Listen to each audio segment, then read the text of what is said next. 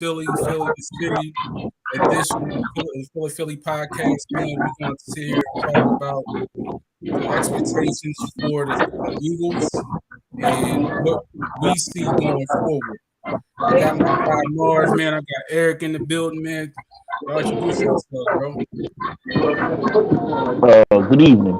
It's TGI Swerve, aka Swerve Griffin. We here. I got a good friend, a great friend of the show. We actually go back to Because I Feel Like It gang. He's a member of he's the leader of the Because I Feel Like It crew. Y'all think I'm a crazy Eagles fan. He's another crazy Eagles fan. We running packs. I got my man Eric Dorsey joining us today. Eric Dorsey, aka the King of Cleats. Tell us a little bit about yourself, sir. Yeah. Oh man, that was a great introduction. You pretty much set it all. Like you said, Eagles fan for life. You know how it goes, Bird Gang. Yes, at the same time, we have Because I Feel Like It. Where we talk birds, we talk family, we talk life. At the end of the day, it's birds over everything. Appreciate y'all. Yes, sir.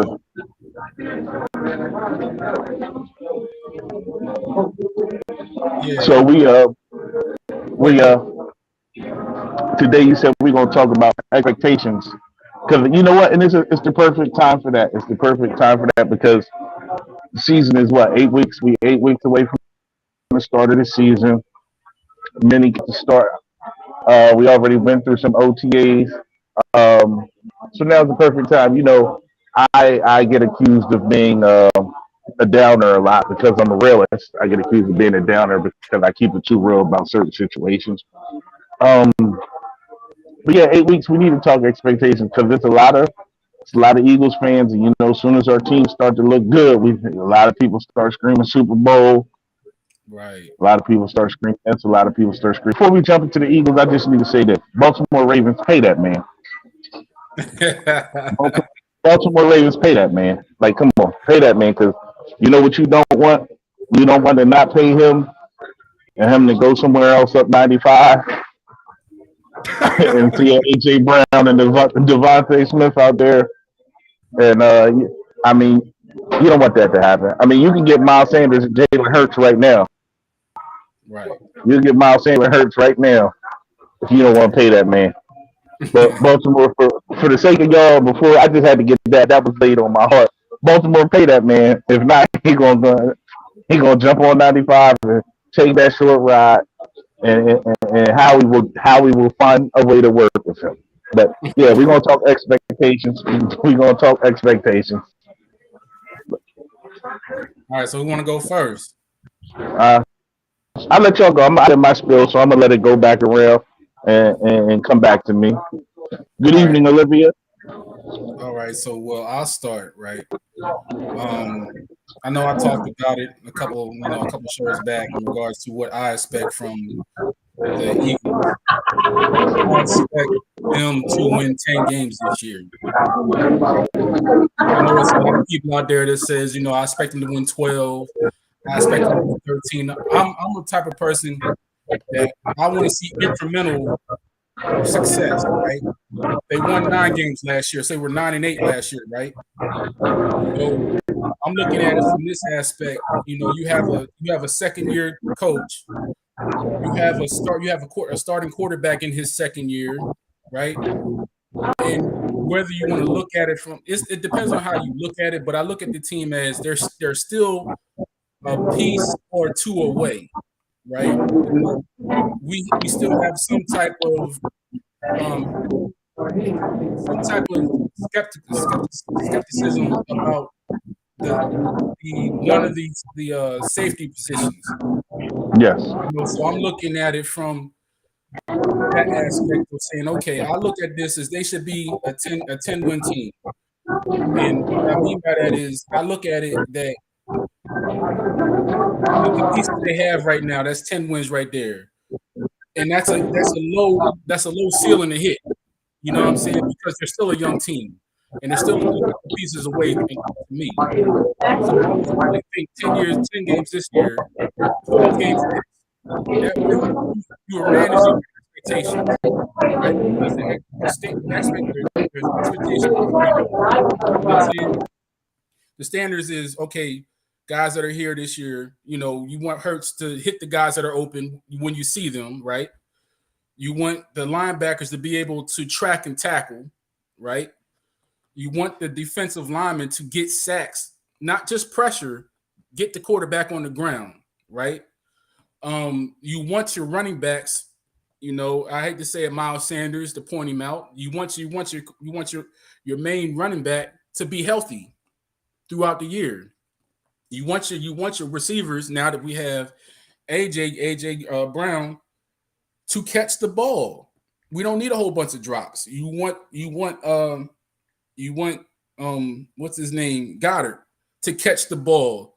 Don't take your eyes off the ball when it's coming and running up the field without having the ball. You want him to do that, right? I'm not really worried about our offensive line because they are the main standard of the team. The only thing I'm worried about on the back half is, like I said, the one of the safety positions. You want your punter to not fall off later in the year, because that's what Siposs did. He fell off bad later in the year. Bad. You know what I'm saying? Very and that's bad. why I say they're a piece away. You know, I like our kicker. Our kicker, he's good, but there's some times where he misses chip shots. You know, so that's another thing. So that's why I'm saying, okay, rather than me say, okay, I think they should win 13 or 14 games, I'm like, no, set it at 10. That way, that I feel as though that team that is a standard or expectation that team can manage. So that's where I'm at. I can get with that. I will. I mean, a lot of what you said, I can piggyback off of. I totally agree. As far as being two, maybe three players away from actually really competing and, being a 10, 11 game, win team. But ultimately, there are some positions that could be upgraded, like the running back position, like the safety position. I agree with you about Siposs. Like, people underestimate, or they don't take special teams as seriously as they need to, but there are three, facets of the game. And ultimately, if you have a good punter, you can flip the field position just like that. And he was kicking the ball out of bounds. He was, not getting inside the 20. Like, it was just pathetic.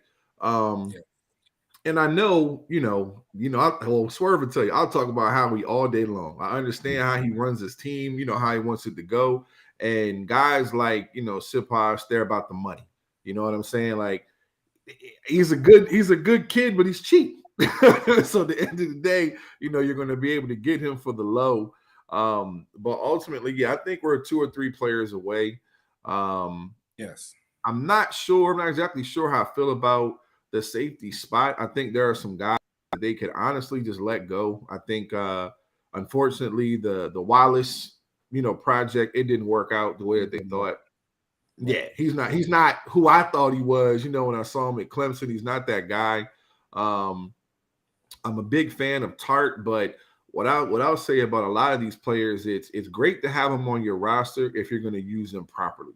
So someone like Tart, to me, is, I mean, you can put him on the back end to play free, but I like him down in the box, like a Malcolm Jenkins type guy where he can just jump in, and get physical and have that added presence there.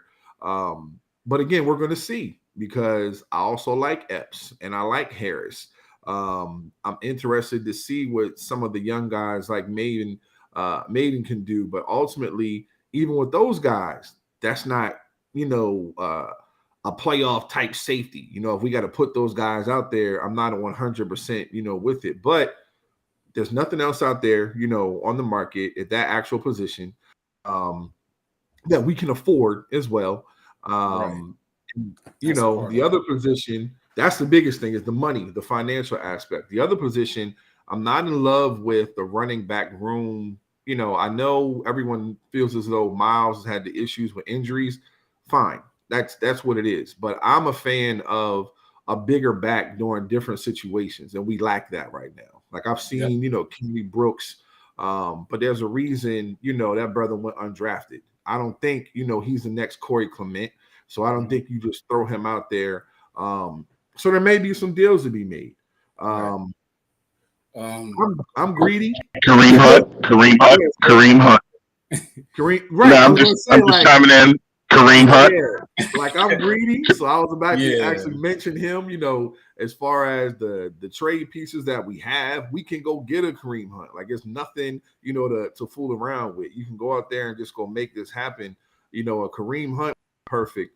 And in my greediness, I know everyone's like, "Oh man, we got AJ Brown and Devonta Smith." I want more. Like that's not enough because I know, what we had in the past. Odell Beckham.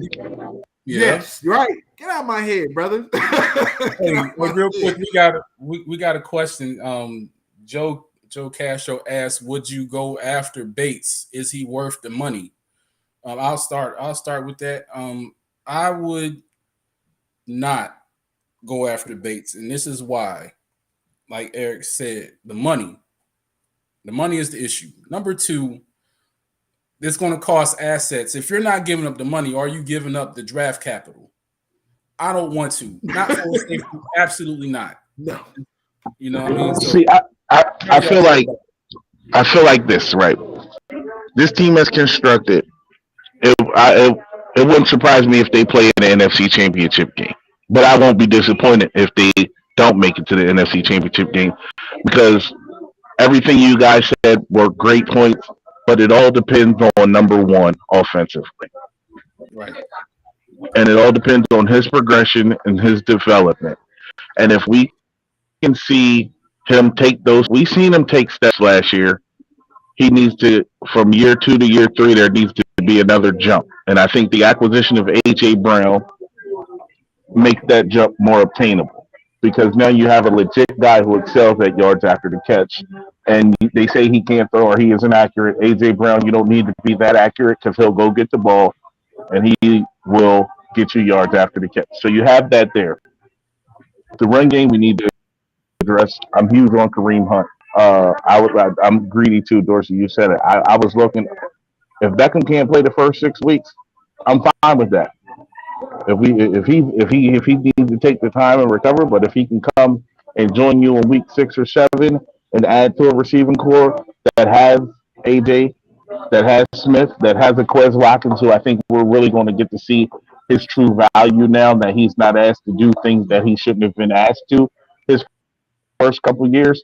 So if you can add Beckham to that receiver room and make that offense and receivers more potent with a Goddard, I'm fine with that. I like Kareem Hunt. See if you can get Dillard off the books for Kareem Hunt because Chubb is the dog out there. And then with the Dearness Johnson showed that he was a viable running back in Cleveland. So I think they might be willing to part ways with our buddy. But expectation wise, like I said, I'm not one of them who are going to jump out the window and say 14-3.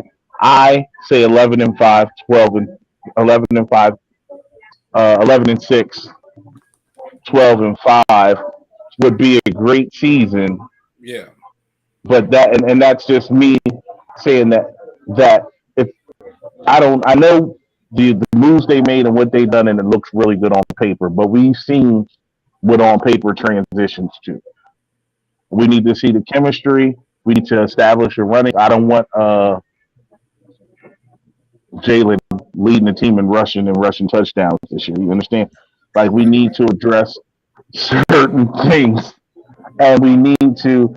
And like you said, we got a second year coach. Maybe Sirianni takes that step because if you go back, Andy Reid from his rookie year to his second year took a huge jump in coaching and play calling, understood he got a grasp of what he actually had, and he was a way better coach in year 2 than he was his rookie year. And I think people don't give Andy enough credit for what he did in between that first and second year. So if Sirianni can make that type of jump and realizes what he needs to do, what he has on offense, and can get that working, and then we have to understand that Gannon has to understand what he's and the weapons at his disposal on defense and put those guys in position to be successful.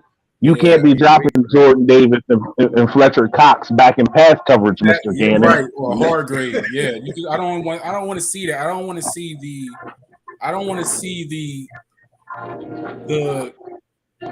He was just so soft in some certain situations. I understand because at the time he didn't have the bodies there that could make those plays, but there were times where if he would have been a little bit more assertive in regards to his play calling on the defensive side, it could have made a difference. You know what I'm saying? Because I can go back to the you really can start with the Chargers Vegas game where you had Derek Carr going 32 for 35, and then you follow it up maybe a week later after that. You have what's the quarterback from the Chargers?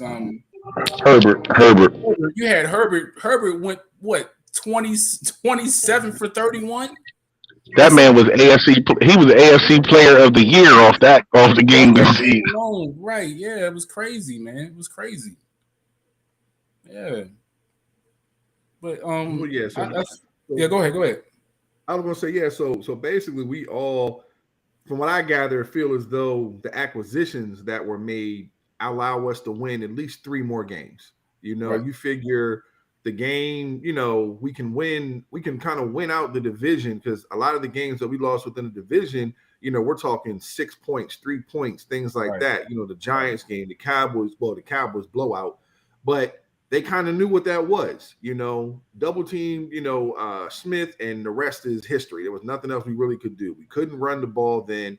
But I think adding an A.J. Brown, Sirianni in his second year, I'm a big believer in personnel that Gannon got this year. So I believe the defense is going to be the thing that carries us over because there were too many games where when the offense actually did show up, the defense fell down. And vice versa. Yeah. So I'm looking forward to, seeing the craziest thing. And I just read something the other day. We're so excited about A.J. Brown. We wouldn't even talk about Hassan Reddick. We don't even talk about the fact that the Eagles had no pass rush last year. And now you have a Reddick, a Sweat, a Graham back, a David. I'm blaming that on your boy. Who? That on Mr. Sweat. Dorsey's been hyping up. Hey, I will give you credit for credit is due. Like that. Hey, Dorsey told me Sweat was going to be the real deal a couple years ago, and I was just like, no. He's been legit, man. He's been legit. I said once the leg heals, he's going to show you what he has. And now that the leg is healed, every year he's gotten better and better. But he's gotten better. He got worse. Yeah, he has gotten better. I think defensively with those dogs up front. Like I really think defensively with those dogs up front, like you literally have a Jordan Davis and you're playing him next to Fletcher Cox, right? Right. He and Fletcher's is a little longer than Tooth, but I'm glad they bought him. So even if it's for a year, Jordan Davis can learn because one thing about Fletcher, he might be out there tricking, but Fletcher's a dog in the trenches.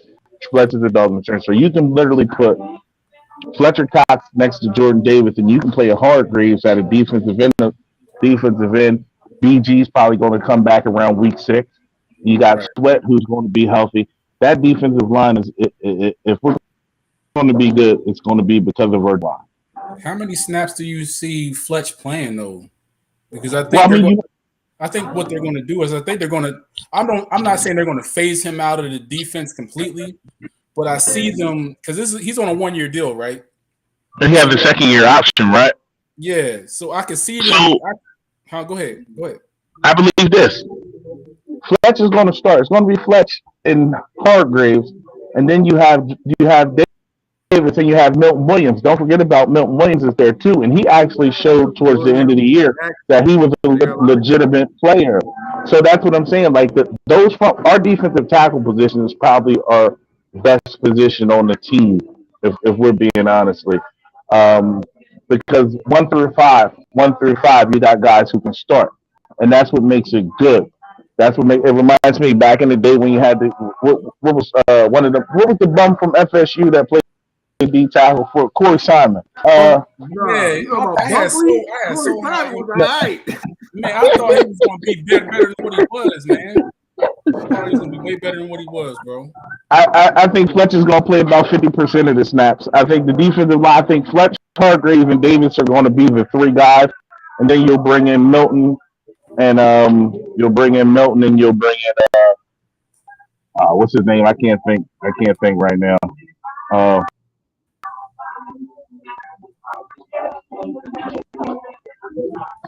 You talking about the D lineman? I mean, you can what to say? There are actually a few guys that are on the list that people are probably. I like Fletch, but me,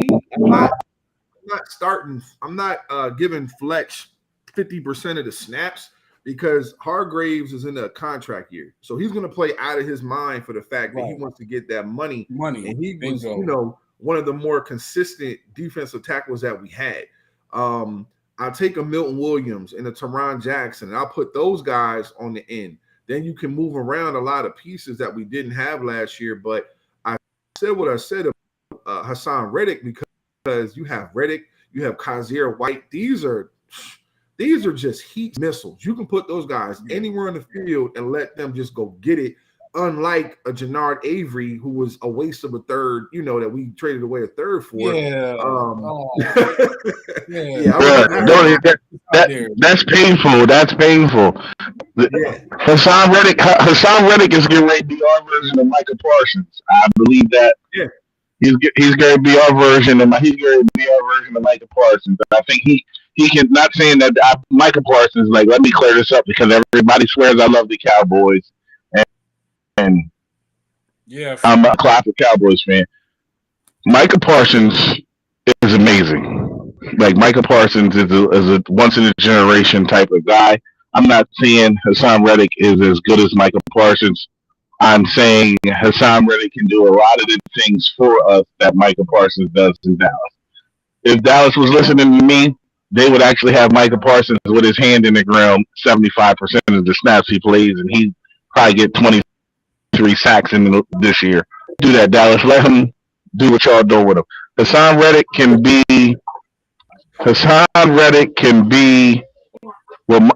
for us what Micah Parsons is for the Cowboys. Shout out to my guy Sean Anthony. Thank you for tuning in, sir. I'll be up to see you soon. I just actually spoke about you, but thank you for tuning in. But yeah, I believe we have the toys to play with. And you say Fletch. Okay, so Fletch is going to be like a 40% guy. That's what you think?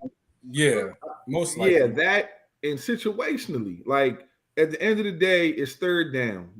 Third and whatever. You have a Fletch, you have a Davis, you have Reddick. Everybody you paying that money to needs to be on that field on that money down. They need to get up in there and get after the quarterback because I think I don't think people truly understand what Jordan Davis is going to do.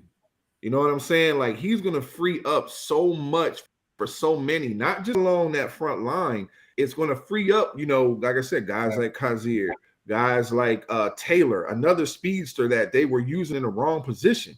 Then you have Reddick. Then you have Edwards. Like, they actually have a linebacking core that can attack. Wow. Wait a minute. Do we not have the best linebacker out the draft, Nakobe Dean? Like, sideline to sideline. That was weird. I don't know what that was about. Him falling to the third, right? The third. You know what? I graded him and Roquan Smith, and we had, I was in love with Roquan Smith coming out the draft. Yeah. They had the exact same style. He just wasn't as explosive finishing tackles. And I think he's just, but talent-wise, Nakobe was just as good as Smith. He just wasn't as explosive. And again, see, I told y'all, I didn't compare Reddick to Micah. I said Reddick can do the same thing for our defense that Micah does for the Cowboys. Eagles fans have a hard time comprehending. I don't even know. I mean, and maybe he's not an Eagles fan. Comprehension and context is key. I didn't compare him to Micah. I said he can do similar things. I don't know if you wore a helmet your whole time in school, or if you stayed in the classroom, stayed in one classroom the whole time. I said they have similar attributes, and he could play the same role that Parsons played. I didn't say he was as good as Parsons. I never said that. I said he can play and fill a similar role. So thank you for tuning in, Dom. I appreciate you. Hey, Kevo, Kevo did say something earlier in regards to he wanted to know what scheme do you think that Gannon is going to run. We just don't know. You know what I'm saying? We know he has better personnel, but we just don't know. You know what I'm saying? So what do y'all think he's going to do? You want to touch on that? I mean, I know what I would like to see him do. I would like to see him get the best 11 guys on the field. I want the best 11 guys on the field. I don't care if we got to run a 5-2. I really don't care. I want the best 11 defenders on the field at all times because that's what you need to win. Like I believe you adjust, but I think you need a multiple front. Yeah, I agree. I think you need a multiple front. I don't think 4-3. You can't just go 4-3, or you can't play a 4-2-5. You have to change up and adjust. And I think Gannon didn't do any of that last year. And I was actually praying that he got a head coaching job, but he's here. But he has better personnel this year. Yeah, he has way better personnel. I'm willing to give him an opportunity to show us what's going on. You know what I'm saying? That's where I'm at with him. I agree. Yeah, go ahead.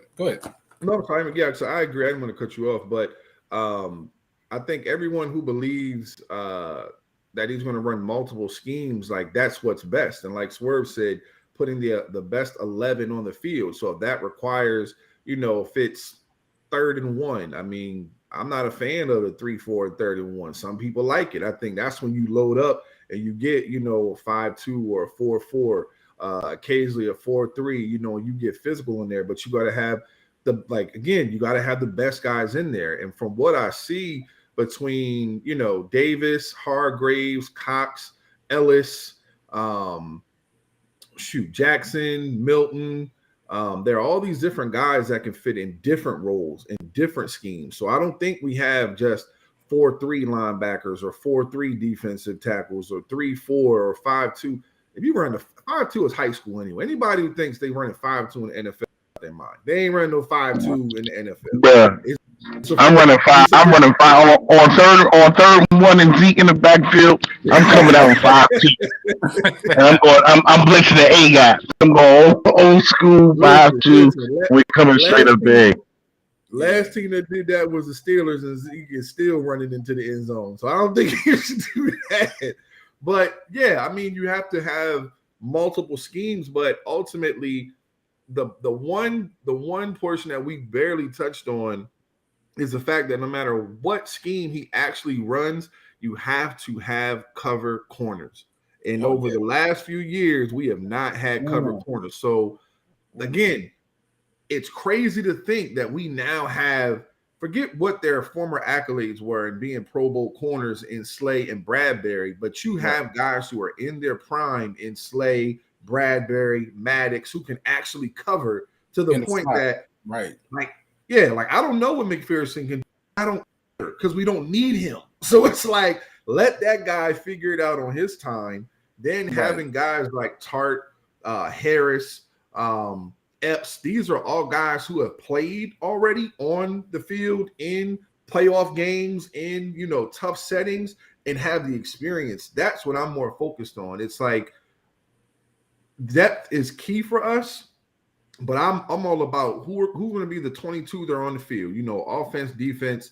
Those guys, the special team guys. Let those be the backups and occasionally a starter or two. But I think that this team has been constructed to win now. But there still are 2 or 3 pieces out there that they need to go make a move for. Right. Yeah. But the cornerback position was upgraded. And I'm just reading comments. I'm ignoring Dom. He's a hater. But thank you again. Thank you for tuning in, Dom. McPherson's gonna be a breakout. I just want to have the best 11 players on the field when it comes time to get down. Both ways, offensively and defensively. I just want the best 11. I mean, situations will dictate what Gannon does and who Gannon on the field. But Right. this is for the difference between last year and this year. There's actually talent, and we have depth this year. Mm-hmm. So I'm excited for that. And I'm gonna go ahead and say Hassan Reddick is very high, 15, 16. So Hassan Reddick gonna have more sacks than Michael Parsons this year. Yeah. Hassan, ain't nobody here for you, Dom. I got big jokes. Actually, we can do this all day through the show, and I got big jokes. Otis, Dom, let's do it. Let's do it, Dom. Dom, they probably show you mixtape at the Chinese store. Buy 4 wings and get Dom's mixtape. That price trash. Why are they? That man 38 years old. He's 38 years old, living in his mom's basement and waiting to get on with Bad Boy. Why are they jumping on my guy all of a sudden? What did he do? I don't know, man. I don't know. But yeah, Eagles fan Gannon. I can see Gannon being he's high on Josiah Scott. I saw a clip of Gowan working out. You know, it looks like he's motivated for this year, but I don't know where he's going to fit in. You know, where is he going to fit in? Is he going to be specifically on special teams? What is he going to do? Mm-hmm. You know, I don't. Do you want him in a game time in a tough game right now? You know, at this moment, I don't know. You know what I'm saying? We haven't seen him play any games yet right now, but it's just like, hey, bro, maybe get out there during the preseason. Mm-hmm. Let's see what you're doing against the third team. Mm-hmm. You're not going to see a lot of first team offenses in the preseason because everybody's going to protect their guys. However, this is the perfect time for you to work on your craft right now. You know what I'm saying? So I don't know what exactly he's going to do with that right now. I think Godwin has some sort of skill, but do I want to see it in a game that matters right now? No. Having an overabundance is better than not having a guy, though. So we're actually in position this year where we have more talent as opposed to trying to find a guy in the stands who can play or make something happen. So I'd rather have that issue trying to find playing time for a guy than having playing time available for a guy that can't produce. So I'm happy with the acquisitions and the adjustments that have been made on the roster. That goes back to what I was saying about managing your expectations for this team, because at any point in time we could look up, let's say if Slay gets hurt, right? He was hurt at the end of last year. Do you really want Maddox on the outside? Because guess what that's going to do? That's going to force McPherson in. That's going to force Tay Gowan in. Or Josiah Scott. I don't want to see any of them at all in a game that matters. I want to see you at the end where if it's a blowout in the Eagles are going to win, but I don't want to see you in a game in the middle of it. I don't want to do named Chinstrap playing the majority. Oh my God, Nick Geary and Alex Singleton. I don't want to see those guys in an Eagles uniform ever again. Yeah, hey, bro, you know how bad how bad they were 2 years ago. Nathan Geary started linebacker for us. He signed with the 49ers and got cut after the first OTAs. Not even the first OTAs, the first session, they cut him. Yeah. So you look at it and then you see Nate's Singleton, Alex Singleton. He's a good, like I say, he was a good, special teams guy. But when you couldn't put him out there, because even the running backs was routing him up. And it was like, oh my God, man, like Jesus. Yeah. Yeah, and Eagles fan, that's the other thing, having small cornerbacks. Because once you get past Slay and Bradbury, you are 10th grade small. You know what I'm saying? That's a big deal. Well, yeah, I know we have I'm all with you, Eagles fan. I'm cautiously optimistic as well. Josiah Scott is small, but the thing that I've learned about our organization, and I talk to a good friend of mine about this all the time. How we is a fan of the redraft, where he'll go and pick someone and they don't pan out. So then he'll go back and look at that draft and pluck someone that he thought was better. And Josiah Scott is one of those guys that I believe we have somebody in our front office that came from the Jags front office. So, Yes. we're getting Caldwell, a lot of Dave those. Caldwell. I think it was Dave Gotcha. Caldwell. Yeah. Okay. Yeah. So we have some of those guys. So like a guy like Josiah Scott was here to compete with Maddox, in the slot. That was his specialty. Now, mind you, at Michigan State, he was an outside corner, but that's not what he's going to be in the NFL. And the other thing that, I'm extremely excited about, because this draft was so heavy, unfortunately with COVID, the transfer portal, there was a ton of talent out there. So we actually got, maybe, to me, if this was another year, or they would have came out last year, guys like Goodrich, that's a draftable player. Guys like, what's the kid from Alabama, Job, or I can't pronounce his name, I can't think of it right now. That's a draftable player. And that it was crazy when he slipped, and I like him a lot. The kid from Alabama, I like him a lot. Yeah. It's crazy. So I think I'm sorry, I'm reading the comments. One of the better nickels in the game. Like, that's what they want him for. They don't want him to play outside. So if somebody were to get hurt, it's going to be McPherson, it's going to be Gowan, it's going to be like I said, one of these other young guys, Vincent. I'm thinking of I'm missing someone else. Goodrich. Like, there are plenty of guys, who could fill that spot. And for once in a very long time, the Eagles' corners aren't the issue. That's not where we're weak at. The weakest spot, would be running back. I'm not safety. Well, see, again, like I said, the safety thing is kind of tough for me, because I like the boom and the thump that Tart brings. I like the leadership that Harris brings, and I like what Epps can do. I was high on Epps. He was coming out of school. I remember, I'm talking to Scoob about Epps. Like, look, you need to get him down there and train this kid, because we're gonna bring Scoob on too. We're gonna get Scoob on soon. We definitely Scoob on soon. So it's like, I think, and I keep seeing the comments, everyone's saying that safety is weak, but at the end of the day, do you realize that we have been spoiled for years as Eagles fans with the safeties that we've had, from Waters to Hopkins to Dawkins. Like, we've been spoiled at that position. Jenkins. So that little bit of time where we didn't have something, it makes us think we need a safety. But we had Jenkins, we had McLeod, we had Graham. Tell me, other than Jenkins, how the three that we have aren't better than Graham and McLeod. That's what we were running with. Yeah. So it's like, I would love a Jesse Bates because it looks good on paper, but Jesse Bates doesn't fit in our scheme. If you're not going to let him run around and get wild, that's not it. So what are you giving up? That's the thing. Like, they have the two first from you have 2 first this year, right? Cincinnati's going to ask for something, because they're not going to give him up for anything, and then you got to pay him.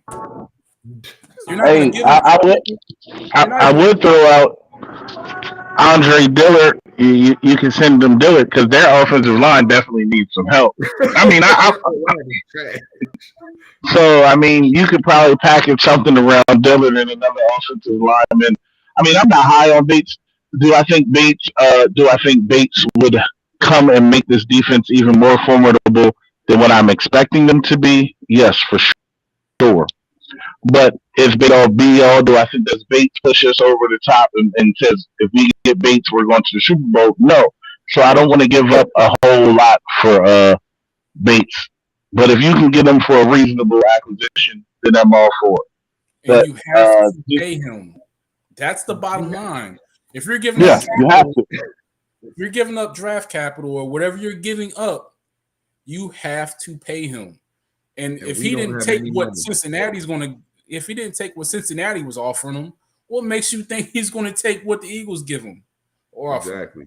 Well, Cincinnati, I was just looking at the contract. Cincinnati is offering him pretty much no guaranteed money. So they don't want to give him, and he's saying, if you're not offering me any guaranteed money, I'm just going to play on the franchise tag. because you don't get anything guaranteed but the whatever you make this year on the franchise tag. He's looking for guaranteed. Cincinnati has not offered him, so that's the holdup with Bates. But I don't want Bates if we were more solidified. Like let's say tomorrow, let's say we wake up tomorrow when the Eagles sign Odell Beckham, right? Yeah. And then they done made a trade for Kareem Hunt. Let's say the Eagles get Odell Beckham and Kareem Hunt tonight.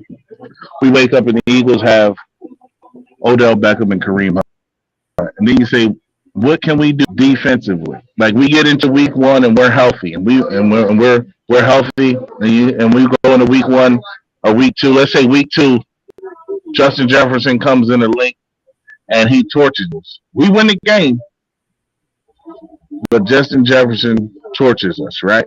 Then you look and you say, what can we do? How can we improve our team? I think this year will be buyers at the trade deadline. Safety is there that can help, but we'll go get him. But I want to see how this team plays out before you absolutely invest in Jesse Bates for the next 5 years. Right. Yeah. Because I mean, we are right now they are in a good space right now. You know, I think it's just a matter of people managing, like I said, people managing their expectations. You know, and then obviously we have the lightning rod of, discussion, Hurts. You know, and I just think, there's going to be criticism, and we already know it. There's going to be criticism regardless. There's going to be people that praise him and love him. There's going to be people that, hey, he's trash. You know, there's no in the middle. You know what I'm saying? Shout out to Mama Hurts. Hey, Mama Hurts. I got my number one jersey. Thank you for watching us, Mama Hurts, and thank you for checking Joe every time he talk crazy about our boy. That's my quarterback. That's my quarterback. I think the one thing we can all agree on is as far as we should be able to agree on, because obviously you know how Eagles fans are. One thing we can all at least try to attempt to agree on is we all are there for one common cause, is the team winning. You know what I'm saying? I think that's the most important thing, but I think that gets lost just in the quarterback hate. You know what I'm saying? And I'm just going to tell the way it is. It's quarterback hate. Yeah, and it's tough, man. Like, I get to a point where I already know what his deficiencies are, but I'm not going to keep one. You can know someone's deficiencies and then hope they work on them, but I am not going to be in the pocket of, oh man, he's trash. Okay, you told me 15 times, bro. I don't need to hear it. You know what I'm saying? I just want them to win. That's all I care about. Right. You know. So what are you guys' thoughts on Hurts? Oh man, I love him. Here's why I say I love him. And there are two reasons why. I remember a partner of mine, I don't know where he gets his information from, but he knew we were picking Hurts like 5 minutes before the pick was in. And I was like, you're lying. There's no way. He's like, we got Carson. There's no way they're taking him. This kid is a starter in the league. There's no way we're taking him. We got Carson. We just paid him. We draft him. Everything turns out the way that it does. And at no point have I wavered or have I faltered on my love of Hurts, for the simple fact that this kid is a baller. He can play. And the thing that people they don't even realize this. This will, for the first time since high school, this will be his second time being in the offense for more than a year. Because at Alabama, new OC. Every year, just about new OC. He goes to Oklahoma, he has to learn it again. You get to Philly, you get a new, you lose Peterson. Now you have a new offensive coordinator, new head coach. And now Sirianni's, budding endorsement of him is what it's all about. Because at the end of the day, the reason that Carson, was able to do what he was able to do was the fact that the offensive coordinator believed in him, the head coach believed in him, the quarterback coach believed in him. The quarterback coach that we have, here right now, Coach Johnson, he's believed in this kid since he was a youngin'. That's why they brought him in. I don't believe that they don't believe in him, but if 90% of your offense was based around down to Zach Ertz and throwing screens, and now Zach Ertz is gone. The screen game is no longer here. The receivers that we have are no longer here. You have to alter it. So you don't bring in an A.J. Brown if you don't believe in Hurts. You don't go out and draft, a Smith. What I do believe, as Swerve said, is that there may be a move, on the horizon to get a power back, because I do not want to see Jalen Hurts as our leading running back. No, absolutely not. I can't do it. I can't do it. Yeah. I can't. So Yeah. I believe that with the weapons that we now have placed around him, and again, the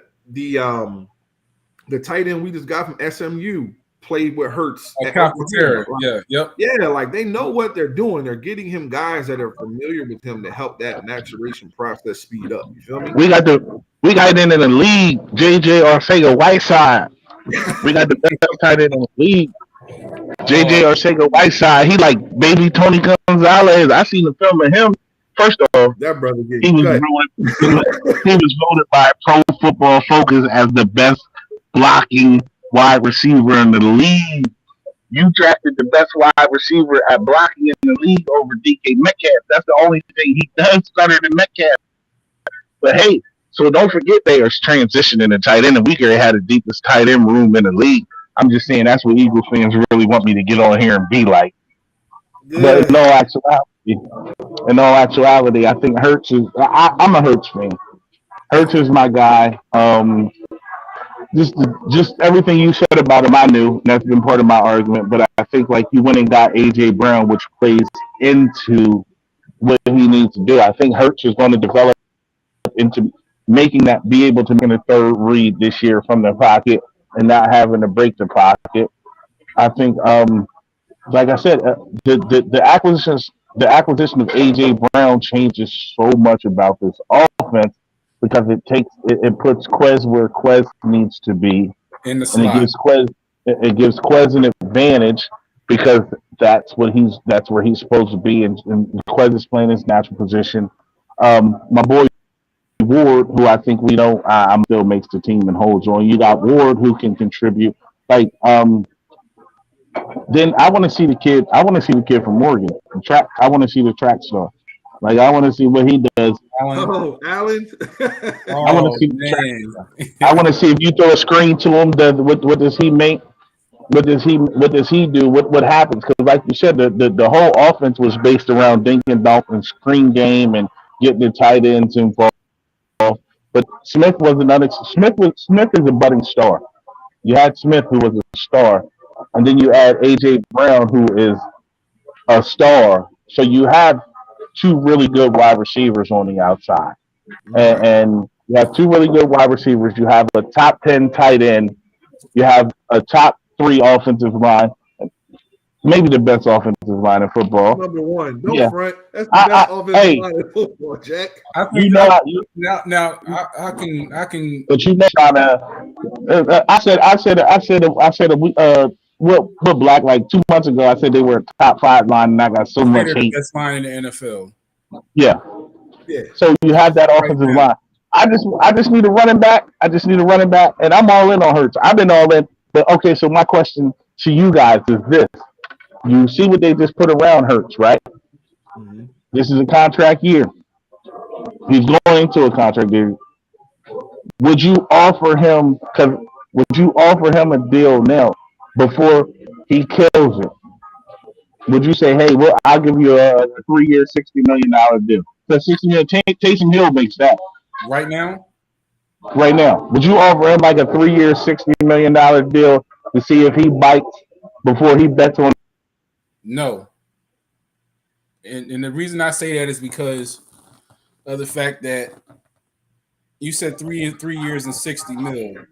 I say no, and the reason I say no is because of the fact that if I'm Hurts, if I'm Hurts, I wouldn't take $20 million a year.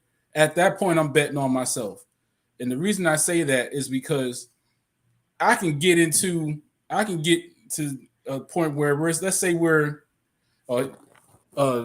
Marv dropped off, but we can got it from now. Gotcha. He'll come back in, but what I would do is, if I'm Hurts, man, I'm like, look, if I get the game or get the team until, let's say I'm 8-2, I'm not signing for 3 and $60 at that point. And if we finish, if I'm 8-2 with 7 games to go, and I get the 12 wins, guess what I'm doing? I'm not taking it.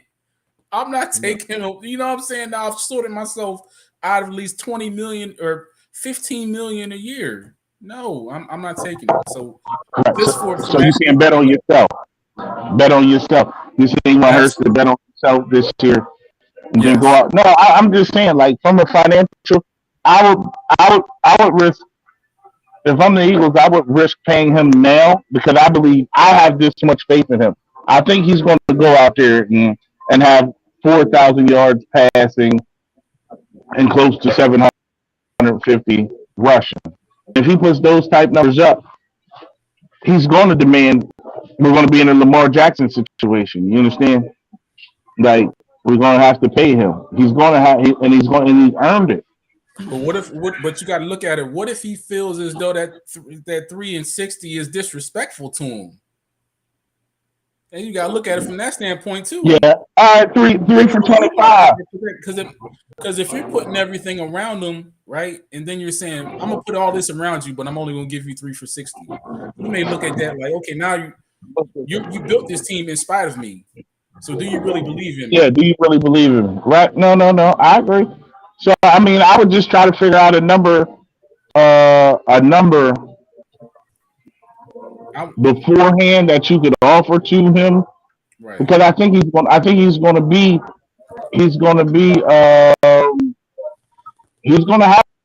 a huge like the kid can play.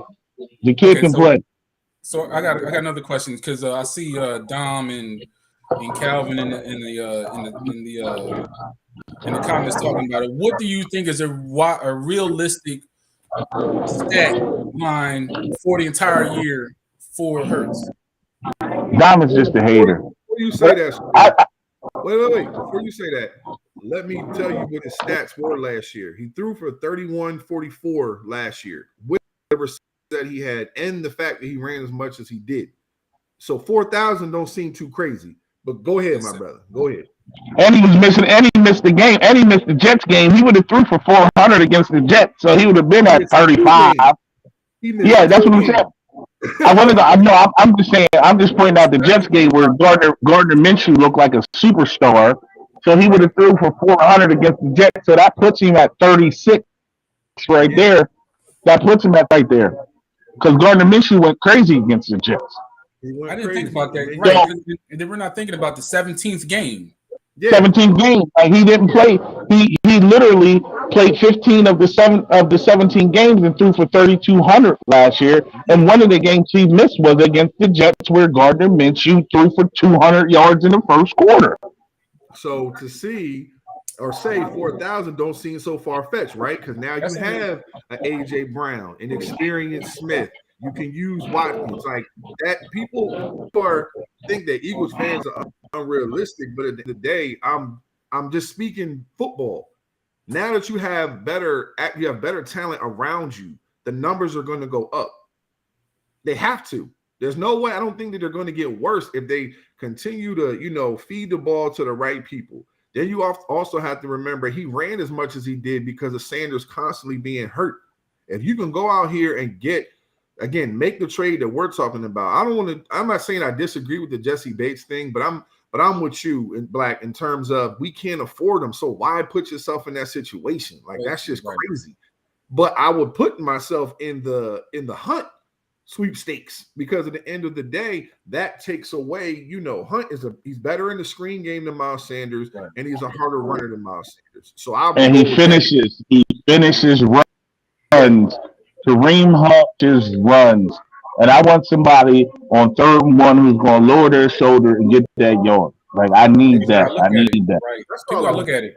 People saying, Dom is saying, the quarterback, like I said, I don't pay attention to that. My thing is, if you're saying 4,000, that's 228 yards. That's not even 230. You're saying get to 225. You average 225 for 17 games, bro. That's 4,000. Some people aren't good at math. Some people aren't good at math. Public school educations are failing us across the United States. because 225 times 10 is 2,250, right? So then if you think, another 225 times 7, yeah, you're at 4,000. That's not hard to comprehend. That's Not at basic all. math. not at all. I'm not asking him And- to throw for 300. I'm not No. even asking him to throw for 275. I'm not asking him to throw for 250. 225. I'm asking him to be the Black Brad Johnson. I mean, That's because all. I want 227 and a half. 227 and a half. Get me 4,000 yards this year.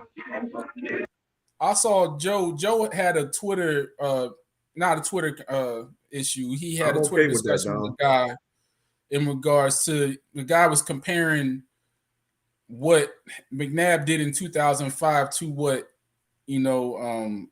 Hurts should do now. I'm like, one, you can't compare the errors, right? Number one, but number two, I was like, look, man, you got a 17th game. 225 isn't hard, bro. It shouldn't be. That's first half stats, unfortunately. Yeah, the way the rules are, yeah. the way the rules are, bro, you're hitting 225 by the third quarter, the middle of the third quarter at the least. And that's not even about Hurts, bro. That's, man, look, there's a couple guys, man, that was hitting that. Damn, Tua was hitting that, man.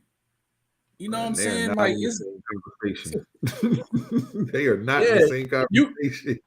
Dom, okay, so you can throw for 225 and run for 100. Right. Yeah. I mean, offenses are averaging 300 plus yards a game. Bro, the rules, it's not even about the skill. It's about what the rules are setting these teams up to do because of the fact that they want an offensive game. Mm-hmm. Right? That's why you didn't you want to go back to the 2000, early 2000s. That's why you didn't see a lot of guys throw for 4,000. You saw guys in the mid 3,000s, 3,500.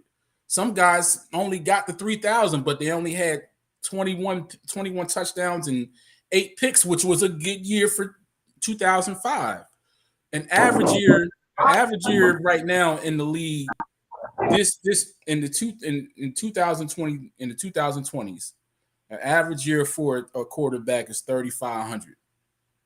Yeah, and you got to think like in the McNabb era, if a quarterback dropped back from 34 times, it was all bad. Like if you had a quarterback in the early 2000s, late 90s, dropped back 34 times. So real quick, so Dom, who would have I don't know what school, I don't know what team Dom is a fan of, but I'll give you Derek Carr. Put Derek Carr on the Eagles last year when he threw with what the Eagles had last year. Will he throw for 4,000 yards? What was Josh Herbert doing here last year?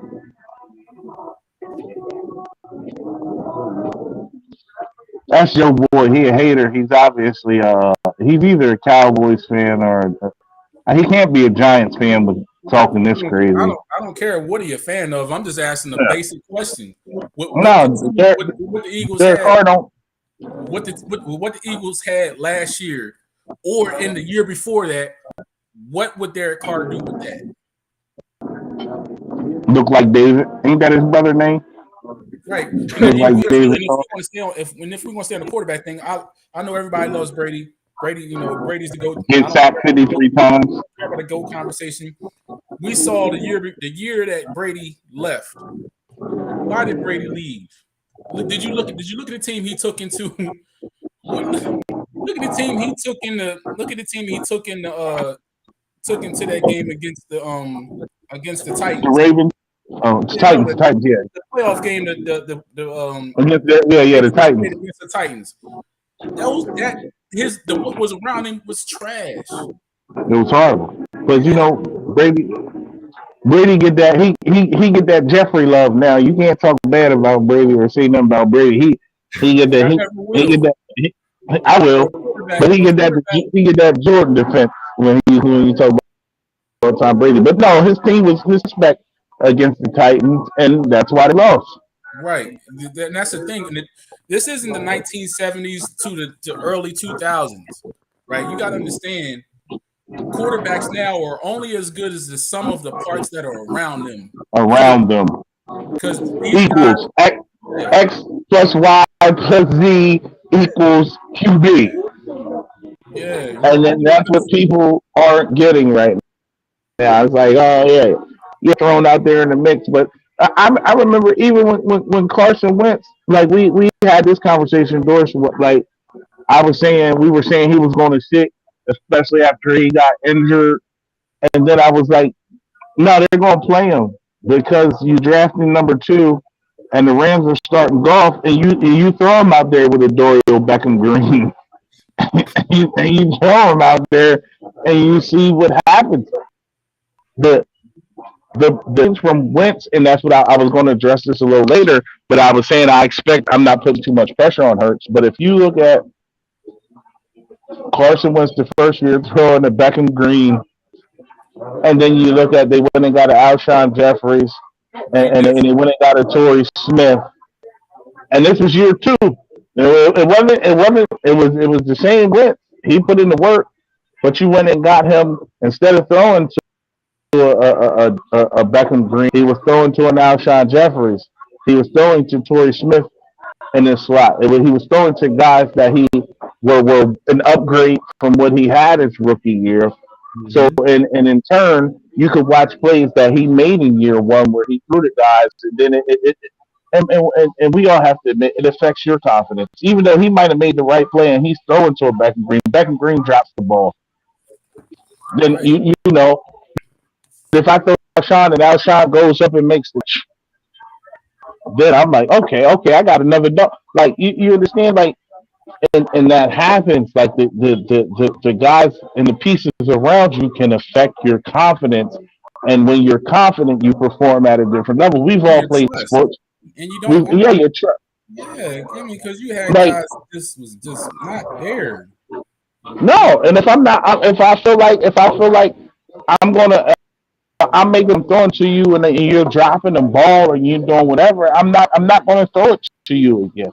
But it would suck is that you might be the best player that I have on this roster, so I have to throw it to you again. So I think the jump. I'm not saying the Eagles are going to the Super Bowl again, but I'm saying the jump because of the acquisitions. We've seen Wentz go from, hey, this kid can play at this level. Let's see what he develops into, and then you added Torrey Smith and Alshon Jeffries, and Carson Wentz came in. He should have been MVP if couldn't get hurt against the Rams. He was the MVP of that Period. year. He finished with more touchdown passes than Brady, and he Mm-hmm. Carson Wentz was literally the MVP of the year off a few minor acquisitions. And like I said, Howie was a buyer. We went and got Ajayi at the trade deadline that year, and then you see what it does. So I believe if Hurts goes out there and proves that he's a baller, and and that there might be a chance for a trade, how he's going to make the necessary moves. Odell Beckham, we want you in Philly. We want you in Philly, sir. You don't got if you took the contract for Bitcoin last season, come take a contract for cheesesteak. Come take a contract for cheesesteak. So Come where on do y'all out here. where do y'all see them going, as far as the division? What do y'all I think? believe it's a 2-team race. The Cowboys and the Eagles. No one has repeated since 2006, 2000. Like in 2000, I'm usually good at this, but it's been no one has repeated in a long time. So I think, based off the fact that the Cowboys won a division last year, Let's sketch them um, out. I think it'll be a 12-5, or 11-6 type of situation. Like I believe it's going to be that competitive. I'm not sleeping on the Cowboys. We didn't even get to mention my boy Gainwell. Gainwell is a problem. Going to be a problem this year. Yeah, yeah. Gainwell's going to be a I'm problem. trying to tell you. Hey, I know we talked about Carson, and I know it's going to be some people. Carson's broken. Hey man, it's just something. I think he knows at this point that this is his last opportunity. I do not think the Redskins are going to go away, bro. I don't. And specifically because of their defense. They have Chase Young back this year. Their line is just as dominant as the Eagles' line. Is just as dominant as the Cowboys' line. They got a running back. They got Terry signed, right? They have a decent tight end. He got hurt last year. You don't need Carson to come in there and try to be the superhero. You know, you got a bunch of vets that'll slap him upside his head. The Redskins can be 9-8. They have they have 6 first-round picks in their front 7. Right. They have 6. It ain't gonna be easy. I'm trying to tell you that right now. It is not going to be easy. I don't think there's going to be a pushover in the division this year. I don't think it's going to be. No. If anybody show it's going to be the Cowboys because Dak Prescott and them is trash.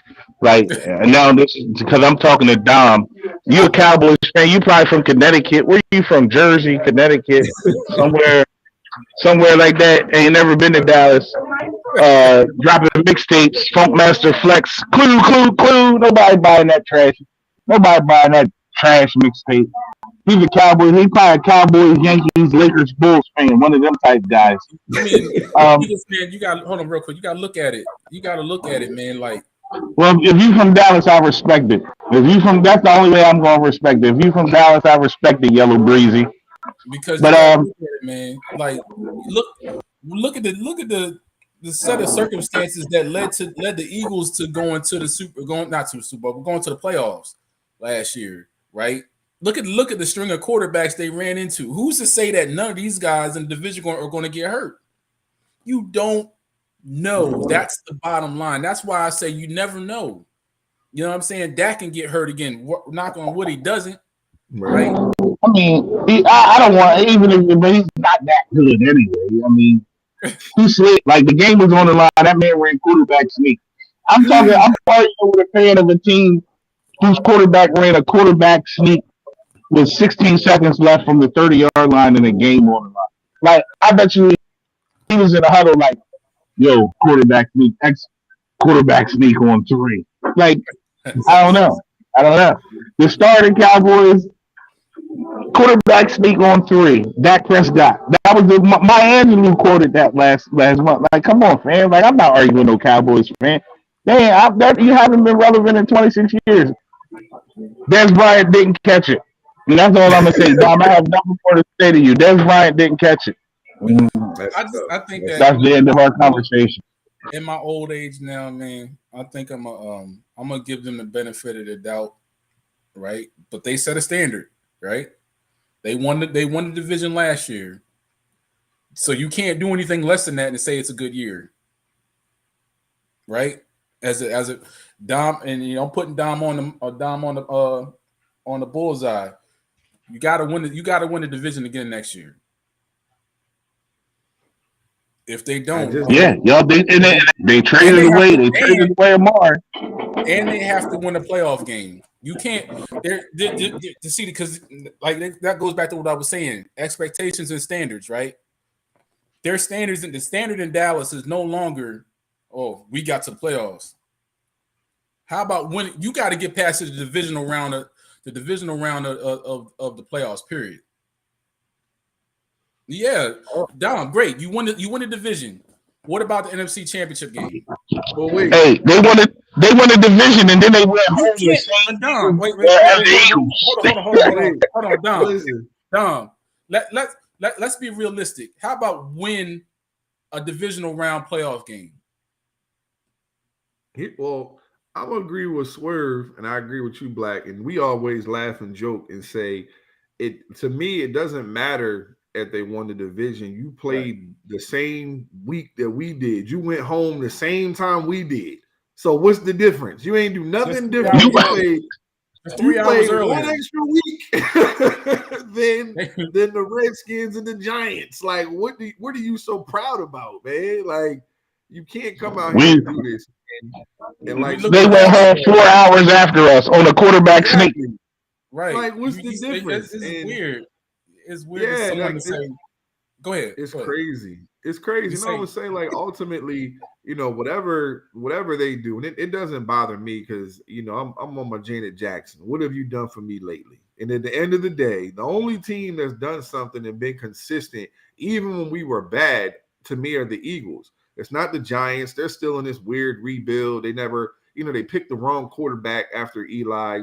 So be it. It's not the Redskins because even with Carson, and even with the youth that they have around them, they still have deficiencies in the secondary. They still have a shitty linebacker room, pardon my language.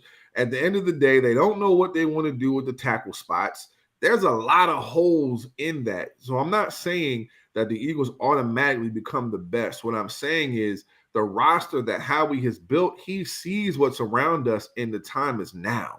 It's not to wait. It's not to play. It's to win right now. But like Swerve said, we're going to be buyers, at the trade deadline. If we come out, number one, we take it one game at a time, and we go out here and we handle business and we get better week in, week out. But championships are won by defense. Ultimately, Dom talking crazy. Yeah, Dom said 1 year, bro. Like Dak has been the starter since 2016, and he's won one playoff game. One. I'm not even sure if he did that. Hey, I gotta look because I think they got that buys. man. They got buys. They got buys. I was about to say, when did Dak win? Because I believe they had a buy. They had a buy, and then they won the division and got beat by the 49ers on the quarterback sneak. That man ran a quarterback sneak. My man Pat Bernard just hit me. He might. I don't know how long we're gonna be on. Pat said he's available, but I don't be on. But come on, Dom. Like it's been. How old are you, Dom? Because I'm pretty sure we can stay on that as long as y'all want. Y'all got time. I'm good. I'm pretty sure. I'm gonna tell Pat to come on. I'm pretty sure that the last time the Cowboys won, you were somewhere around middle school. Probably younger, elementary school. If you Joe friend, you was probably in elementary school. I just don't want to get greasy. I just don't want to get greasy with Dallas fans because I think they're in a state of like they've been down so much. You know what I'm saying? They really because they're going to go back to the whole thing. We got 5 rings. I don't care about your rings. You know what I'm saying? Like, that conversation is over. It's about they ain't won nothing since drug testing. Yeah, man. Like dog, like they haven't won they've won 2 playoff games since we had HD TV. You know what I'm saying? Like we went from all the PlayStations came out and they still haven't got to the NFC Championship game. All of them, all 5. We were playing Genesis. We were playing Genesis. Had 5 PlayStations since the Cowboys have been to the NFC Championship game. 5. Joe Montana Sports Talk Football. Right. Like YouTube. I love it. When they won one playoff game. Oh, here's Pat. Hold on, we got him. Pat on. Hey, my guy's back.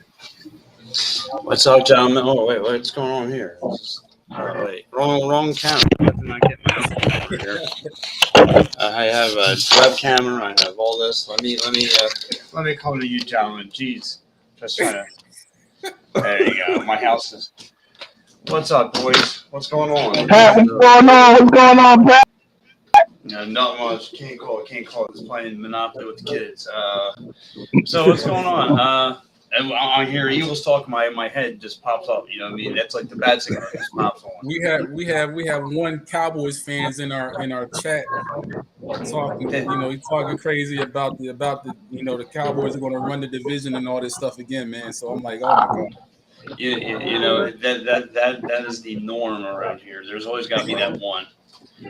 So let me. I'm going to keep it straight as I can. For a few years, I picked, and I'm a straight edge cat. I kept it real. I've always picked the Cowboys to win the division for so many years. How can you say that now when your defense is diminished? You don't have the pieces that you used to on the defensive side of the ball. We, as the Birds, have gotten better. We've gotten better on all sides of the ball, both sides of the ball. We are stronger. Our wideout cord stronger. Our everything is now. The only thing I do have a issue with, this is sink or swim now for Jalen Hurts, and I hate to be that guy. I know it's his sophomore year and all that stuff. But this is sink or swim for the guy. I mean, the team is built for you to win. You have probably one of the easiest schedules in the league, and it's there for you to take. And where the Cowboys have, I believe they have the Bengals and the Rams and the Bucs right out the chute. I mean, come on. And then they got the whole NFC North at the tail end of their season. So, again, it's looking really, really good for the Birds. It's going to be very, very interesting to see, this Eagles team and how it's going to play out. And I cannot wait. I cannot wait for the season to start.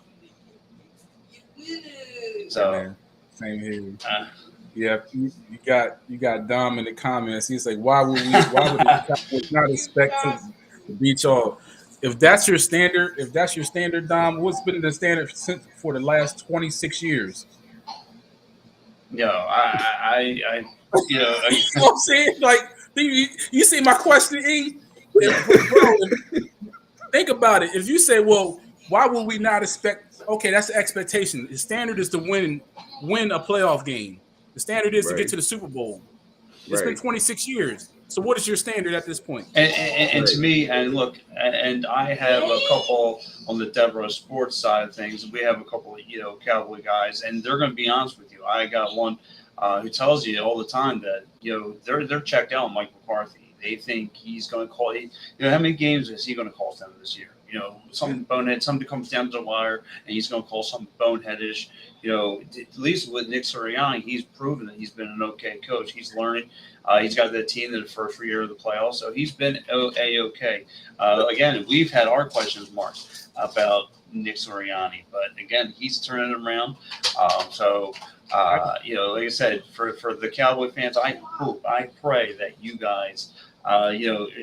Still believe in that. And look, there are a lot of Cowboy fans out there who believe that this is their division. Hey, look, it's not much. You're beating the Giants. Giants is an easy 2-dub. I do have Washington being a sleeper though. I do have, and maybe because I'm still a Carson Wentz guy, I still have them. Being a part sleeper here. Yeah. I think if Carson Wentz gets hot, we know what he's capable of. If he gets time in the pocket, you can say what you want. You can make all the jokes about him, but he gets time in that pocket. Yeah, you better be looking at. And he's got a nice wideout core. It's going to be dangerous. So, but again, this is to me. I want to see if Jalen Hurts' mechanics has been improved. I want to see. Like a lot of people are not, completely sold on him now. Listen, if you look at Josh Allen, where was he when he first started? Right, garbage. And now look at him. Give him some time under his belt. He turned out to be a proven commodity. So that's why I want to see where does Jalen Hurts at with this game, because it is a sink or swim for this guy. Did he step up? Can he read a defense better than what he could last year? What's he going to be able to do? Because look, even though it was his first time in the playoffs, he sank big time. Him and Sirianni, they both went down a flame of last year. So it's a major. We got to see what this team's going to be capable of going into the season. But yeah, to the Cowboy guys out there, look, man, you guys keep on beating that drum that you guys are going to be there. God bless your souls. God bless all your souls. My man Dom brought it. He said, he said we can't see what he said. Which discussion is it going to be? Is it going to be the 5 rings or the 26 years? Bro, years come every year. Days come, weeks come, months come. 26. Okay, so you're going to get older. So why not? We're going to talk about the 26 years because the years come and go. And in those 26 years, that's been the standard. You have lost every year that's came up and passed for 26 years. Yes, and then you get the Cowboy fans. The ones who typically don't know anything. They can only bring up to your attention I got 5 rings. Like, bro, come on, stop. Like, that's the only. I'm like, come on, like that's like that expiration conversation went out like 20 years ago. Like, we got to move on now. Like that conversation is done. Come on, get it out of here. So yeah. Go ahead. Yeah, I just feel as though right now, I'm not even going to say division. I'm going to say the Eagles should make the playoffs, and then we take it from there. You know what I'm saying? That's what I'm saying at this point. I'm not saying because Eagles, Cowboys fans were like, we won last year. Okay, what did winning what did winning the division get you last year? It got them put out on the quarterback at home again. Right. And then who? I'm just like, oh my God, man. Like, You know why the Cowboys won't win? Because the star of your team can't be the owner. And as long as the man who owns the franchise is the star of the team, that team's never going to win again. That team's never going to win again. Like he let Jimmy Johnson walk. Yeah, and God forbid, McCarthy, and all the pressures on McCarthy. Mm-hmm. Let them start off with a sub 500 record or a 500 record. What are they going to do? Are they going to change? Are they going to change the coach in the middle of the year or the middle of the season? Like, what are they going to do? Hand it over to Kellen Moore like they wanted to. I was just about to say that. I was about to say they get ready to get a job to Kellen Moore because that is his guy, and they want Kellen so bad. And Kellen Moore is most famous for being a quarterback at Boise State. Like, what has Kellen Moore done? What has Kellen Moore done? No, because you know what happens is. Hold on. Talk about Mark. Joseph brought up something that was very, very factual. There have been children that have been born, right? There have been children that have been raised, graduated from high school, graduated from college, have gotten a great job and bought a house in the 26 years since the Cowboys have won it. Yes, ain't never seen them win. Nothing. Listen, you guys want to hear something crazy? I'm married to a Cowboys fan. Okay, I'm married to her.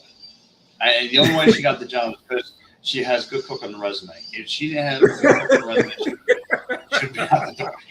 Oh man. If you've been around the old ladies cooking, you'll say this is why I got the job. This is why. Listen, I've had Wawa mac and cheese my whole life. When I got hit the soul food mac and cheese for the first time in my life, I said you got the job. You got the job. It changed your life, now. It changed your life. It for the best part of it. I'm telling you, like 5 layers of mac and cheese and mac and cheese. I've never had that before. She can really, I mean, anything you want. You want Italian, you want Spanish food, however you want. She can make the best of it. It's just like, yeah, you got the job. But like I said, sometimes around coming in football time, she's got to sleep on the couch. That's because her uncle brainwashed her. It was one of those things where he got dropped on his head. So it's kind of one of those things. But like I said though, like. He's he's a realist. My wife's uncle is a realist Cowboys fan. He'll tell you when they stink. He'll tell you, and I respect that. Someone who doesn't talk about 5 rings. Someone tells you that we suck and we suck when we suck. It's a realist. You don't get too many realist Cowboys fans. You always get the fraudulent ones who brag about 1995, who can't tell you 5 guys on the Cowboys team, who can't tell you what position Troy Aikman played or Emmitt Smith, who can't tell you any of that. They just know the 5 rings, and that's all they know. They're a bunch of fraud. Yo, you want to hear something funny? I had a woman who swore she was a Cowboys fan, and she said, I got an Emmitt Smith. I made an Emmitt Smith doll, like a ceramic Emmitt Smith doll. I said, let me see it. But it was white. Wow. So I told her, she said, look, I told you. I said, ma'am, do you know that Emmitt Smith is black? She said, Emmitt Smith isn't black. I said, yes, he is. Like, but you're a Cowboys fan. And then I said, I said I watched Troy Hambrick come in and replace him and Smith and run for 122 yards. Like so, that offensive line, the greatest line ever. I've dealt with a fraud. I dealt with a fraud Pittsburgh Steelers fan. I had a guy I used to work with. I said, he said he's a diehard Steeler fan. I said, well, what position did Cordell Stewart play? Oh yeah, he was a defensive end. I'm like, what? What? I said, what? I said, dude, you're a fraud, bro. Come on. I said, you only. I said, take down that jacket. Come on, let's go. But yeah, man. Like I said, but back to the Eagles at hand, man. I like where this team's going to go. I like I like them winning the division. Like I said, I have the sleeper. The Commanders might be the sleeper. I don't think the Cowboys are going to be in that fight. That everyone, yes, Dak still have Michael Gallup and Ezekiel. Yeah, but those guys, Ezekiel is a little older now. Mike, he still has a nice little wideout core. But I don't see. Like I said, Dak's going to have to put up at least like 30 points a game to keep it with that sloppy defense. Why is Dom so hurt? Yo, you know why? Because this is why Dom's so mad. This is why Dom mad. Oh, long feet, little shoe wearing man. Oh, my mom told me I can't drink the orange juice straight out the carton when I move back in the house, man. Dom makes minimum wage. Dom makes minimum wage. He wants to be a rapper, right? So he's trying his hardest. He just went out to the club. He just went out to the club on Friday and Saturday. Long feet, little shoes, Dom. Oh, New Balance. You probably bought the Kawhi Leonard. You probably got a pair of Luka Doncic. Luka even got his own sneak. That's how them Dallas Bulls be. They be all the way down. You got a pair of Luka Doncic. Them John, Dom, your life is the top 5 bad joke. For me. You suck at life. You suck at life. I can't even get mad at it. Like I'm with it. I'm with it, Dom. I'm with it, Dom. I can't get mad. TGI Swerve, Mr. Swerve to you, Dom. Mr. Swerve to you. I can't. I won't even address you until you say Mr. Swerve. Put a Mr. on front of it. I'm with it. Like I'm with it. Come on, man. I'm with it. You know what I'm saying? I can't get mad at a guy for loving his team. You know what I mean? Look, I'm with it. God bless this guy, Dom's heart. God bless him. That's I mean, ain't it? Little ugly man. We haven't even talked about the Giants, man. Let's talk about Dom.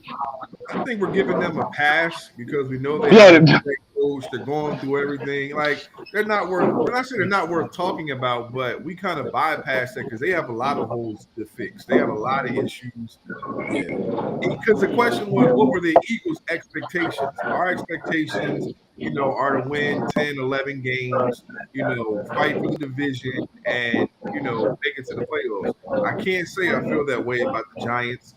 I believe that the Redskins have a fighter's chance, like a punching chance to try to do something.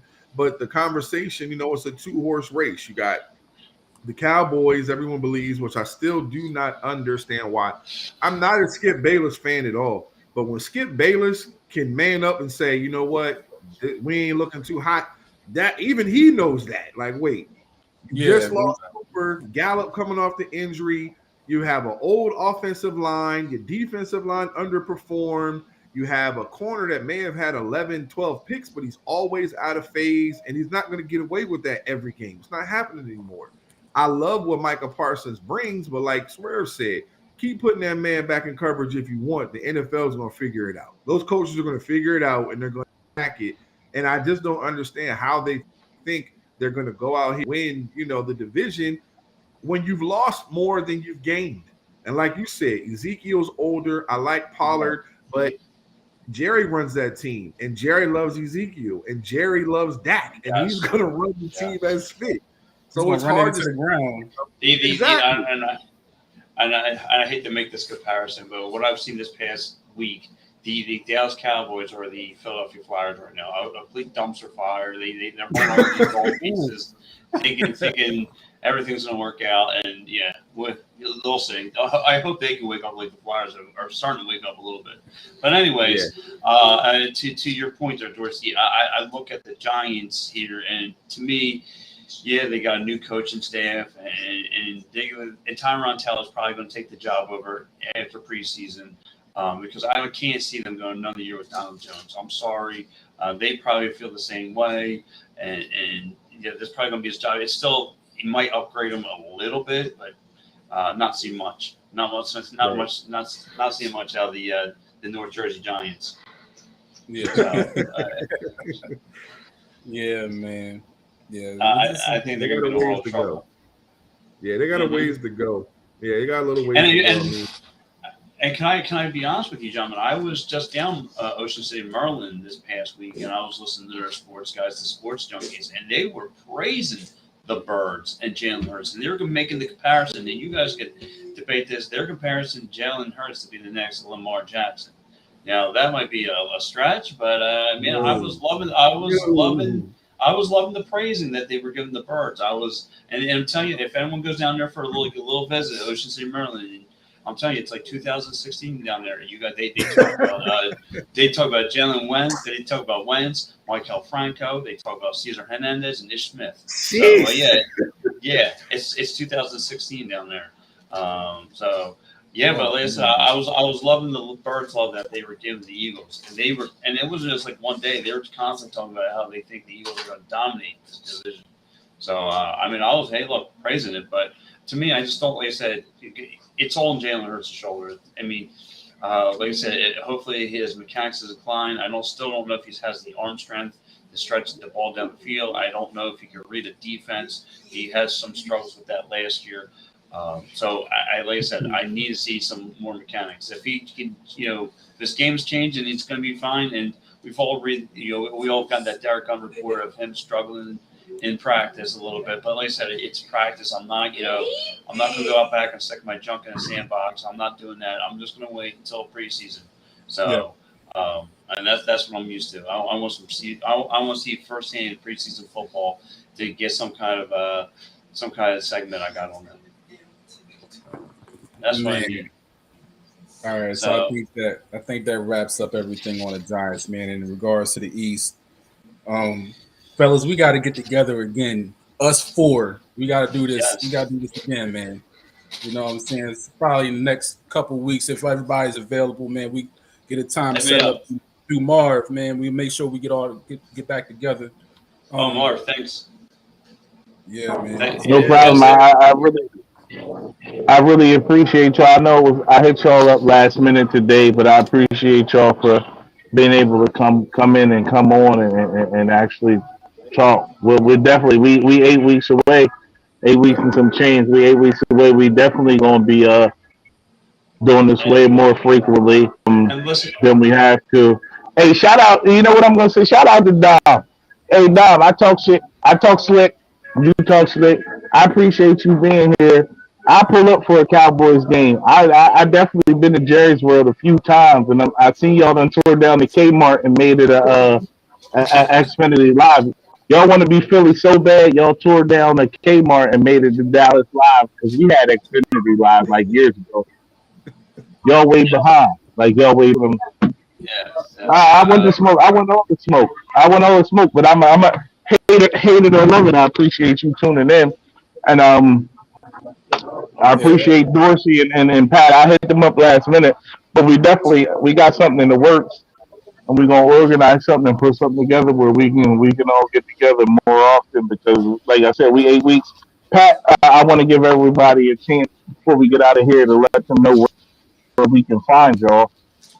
Pat has a show. Dorsey definitely is the founder because I feel like it, and Pat is doing his thing. So I'm gonna let them guys tell you where you can find them when we're not on.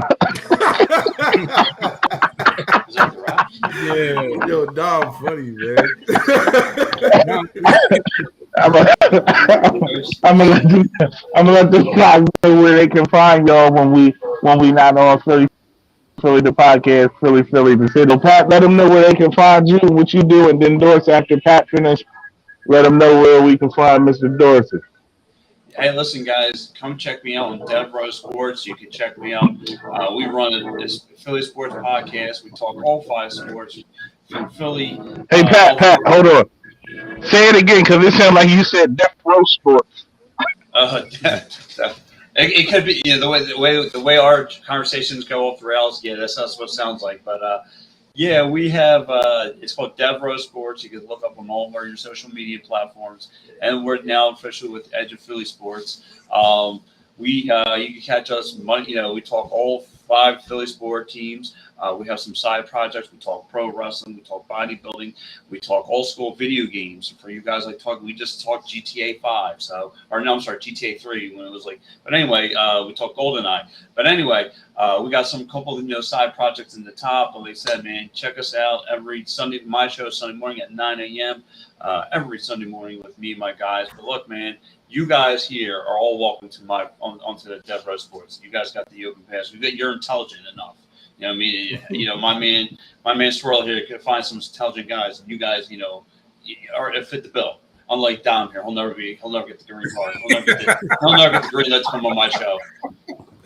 No, he can't come back. He can't come on now. No, he's a stiff. Dom is funny. Leave him outside the club.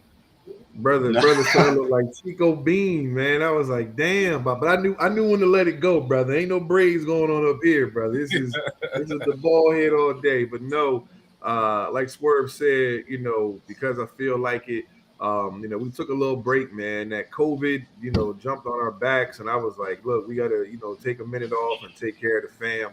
But we'll be back, I'm sure. And again, everybody's always welcome. That was something that we always did, is that universally, when it comes to talking about sports, family, life, like we all can relate. So yeah, like we'll have everybody on as well and be able to, to do that. And I definitely appreciate you, Black, for having me on. Thank you, Swerve, for reaching out. He asked that I want to talk birds. Like, I'm always down to talk to birds, brother. What you want to do? Absolutely. Birds, Sixers, Phillies. I mean, the Phillies got the sweep today. I was feeling good about that. Like, it's always good. Yes. Man. It's always long good. Overdue. Yeah. They got the sweep. They got the sweep after they got abused in Toronto because half the team didn't show up because they refused to get vaccinated. But see, that you just opened up a can of worms. That for another conversation. But yeah, they got the sweep. Listen. I'm with Real Muto. Ain't nobody in Canada going to tell me what to do with my body. God damn it! If I don't want to get vaccinated, 300,000. 300,000 just chump money. That's all. It needs 300,000. My man said it like he said. That's a drop in the bucket. I'm like, ooh. Yeah, give me that bucket. I'm not doing it. Yeah, I'm trying to get to that point in life where I can just be like, I ain't worried about that. That little bit of money don't mean nothing. I'm trying to get to that point in my life. I'm not there yet. Nah, not there yet. But I feel it, though. Appreciate y'all. Thank you. Definitely thank you. Yes, sir. All right, man. Y'all hit that like and subscribe to Philly the podcast, man. We are out. Yeah, Philly the podcast, City Edition. Thank y'all for tuning in. Hey, Dom, appreciate you. I'll see you next week when we go live. Make sure you're available. Dorsey, Pat, thank y'all for coming, Black. My guy, y'all have a good evening. Yes, sir. We out here. And then the word of Joe Castro, we out here. See you guys.